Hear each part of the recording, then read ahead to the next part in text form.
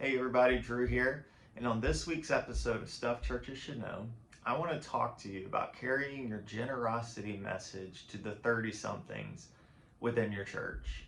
I'm really talking about myself. I'm 35, my wife is 32, and we treat our generosity journey in our home is really a value pillar in everything we do. We try to not only carry that out uh, as as faithful givers to our church, but we also look for opportunities to teach our young children about what it can look like or what it should look like to be biblically generous to those around them.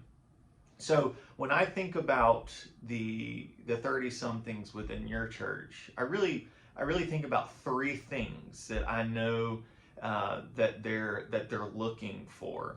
The first thing is uh, the level of maturity that comes with uh, supporting the church financially. There's sort of a a posture that 30 somethings take financially partnering with your church that is really rooted in a spiritual maturity.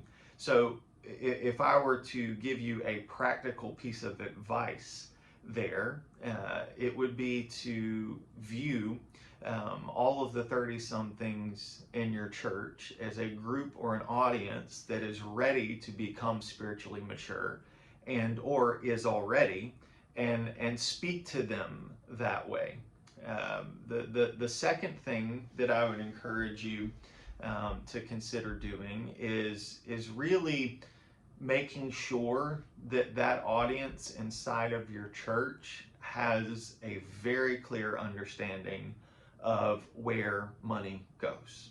Um, it doesn't have to always be a message that you carry out to the entire congregation. While we at Secure Give do think that's highly valuable, we also understand that sometimes financial conversations need to happen with certain segments within the church.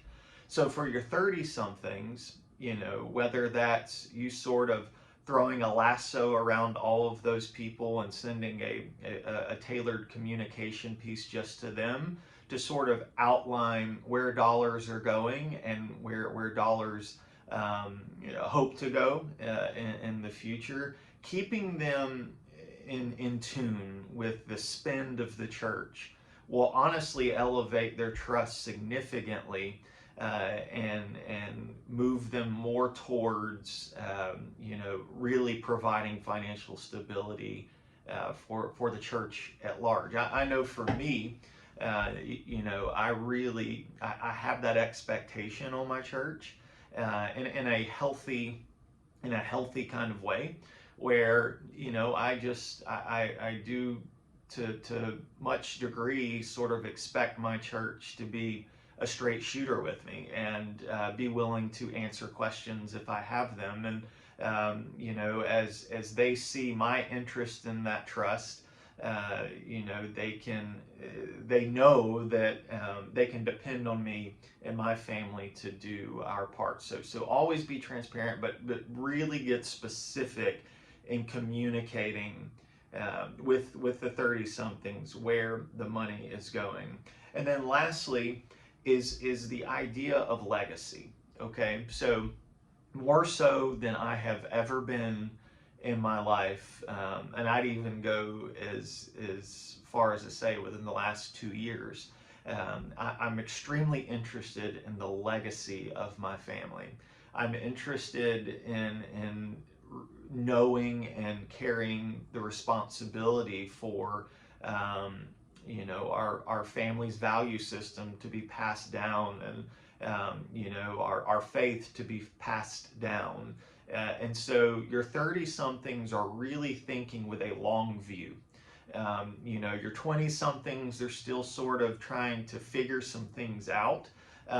They're working through career and next steps academically, or maybe they're going to a specific school, law, medicine, and that really sort of consumes their reality. But your 30 somethings, for the most part, are really the viewing things long term. So you want to approach them as long term. You know, when you hear the word legacy, a lot of times in the church world, you really think about your 50 plus, but the reality is your 30 something is the one who is really looking for someone to step in and lead them through that conversation. So rather than targeting your older demographic with that word legacy, and legacy means a lot of things. It's not just legacy giving. It's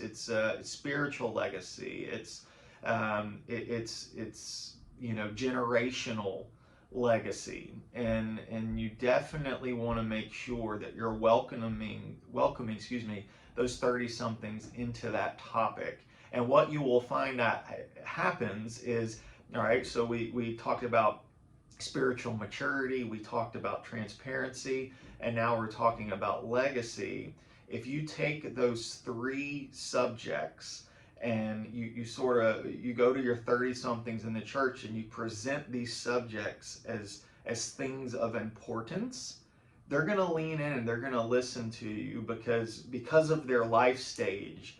They're all very primed to get feedback in each one of those subjects. So I'm no expert. I'll be honest with you there, but I am this demo, and all my friends in my church are in this demographic, and so I'm very aware of the things that draw us in, that have us lean in and listen to the generosity message that you're putting forth, and spiritual maturity, transparency, and legacy are all really strong buckets to carry out your generosity message within your church. So I hope this is helpful. I hope this gets you thinking. Obviously, if you want to quiz me or interview me about my personal walk with generosity and those kind of things, glad to communicate with you and talk to any extent about this topic. But we love you guys, and we hope you're blessed. Talk to you soon. Bye bye.